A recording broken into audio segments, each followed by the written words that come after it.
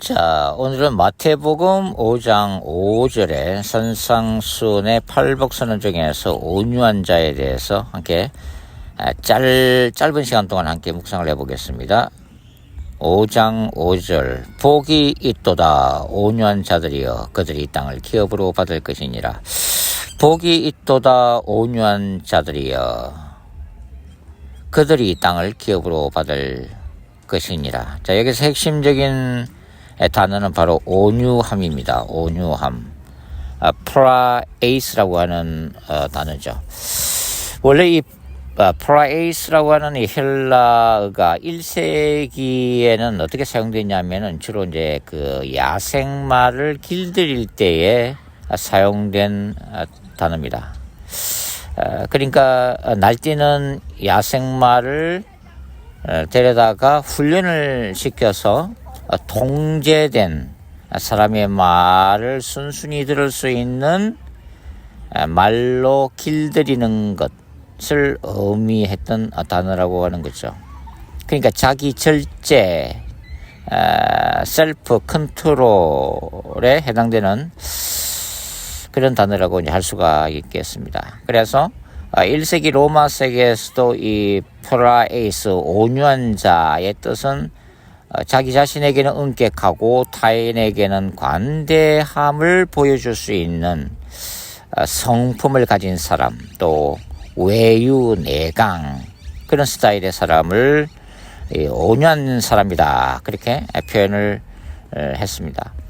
결국은 이 온유한 사람이라고 하는 것은 강하고 능력이 있지만 스스로 겸손한 자리에서 하나님께 순종하고 또 이웃에 대해서 관용을 베풀 수 있는 그런 훈련된 성품을 얘기하는 거죠. 바로 이런 자가 하나님의 나라에 속한 자들이고 이런 자들이 땅을 기업으로 받을 것이다 라고 예수님은 말씀하고 있습니다. 여기서 뭐 땅이라고 하는 것을 뭐 굳이 구약적 관점에서 실제적인 땅으로 볼 필요는 없을 것 같습니다. 신약적 관점에서 이 땅은 물론 신약적인 복이 구약적인 복의 연장성상이 있지만 구약적인 복이 주로 이 땅에서의 물리적인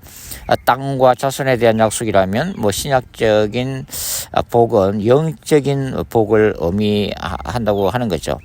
시편 37편 1절에도 이 온유한 자가 하나님의 기업을 땅을 상속으로 받을 것임이 약속되어지고 있습니다. 뭐 종말론적 관점에서는 이 땅은 그리스도 안에서 받을 기업, 에베소서 1장의 하늘에 속한 신령한 복으로서 받게 되는 기업이면서 바로 새하늘과 새 땅을 얘기하는 것이 될 수가 있습니다.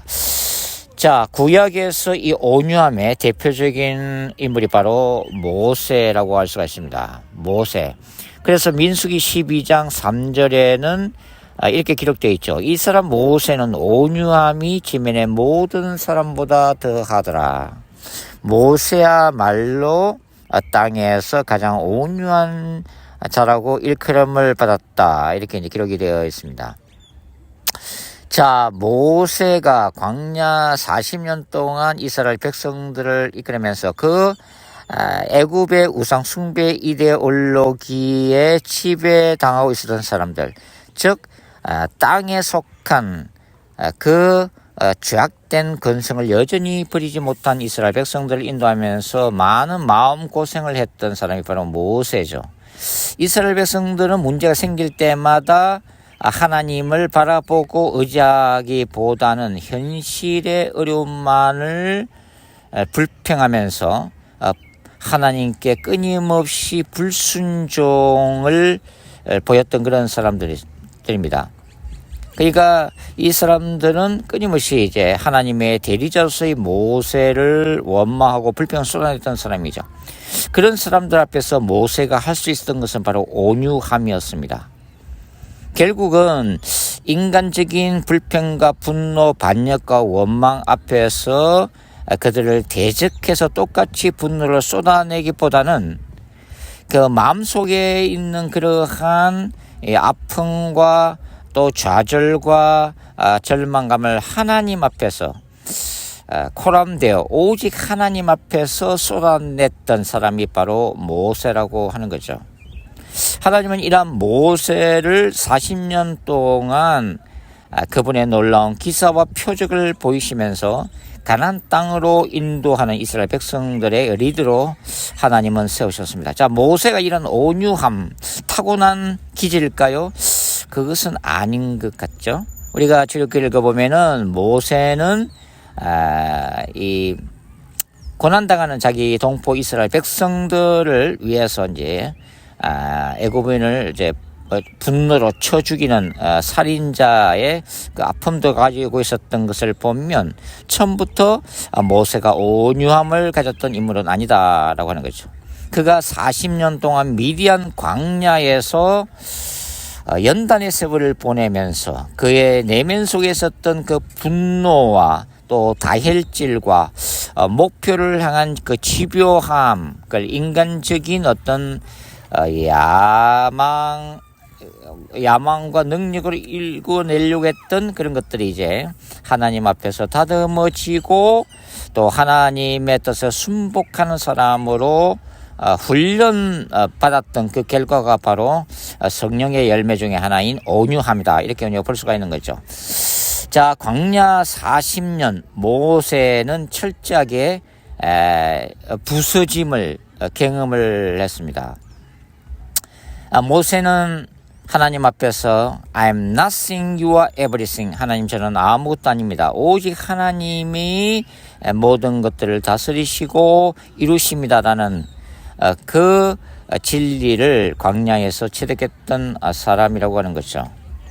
자, 신약에서 온유함의 대표적인 인물은 바로 우리 예수님이십니다. 예수님은 나는 온유하고 겸손하다 이렇게 말씀을 하셨죠.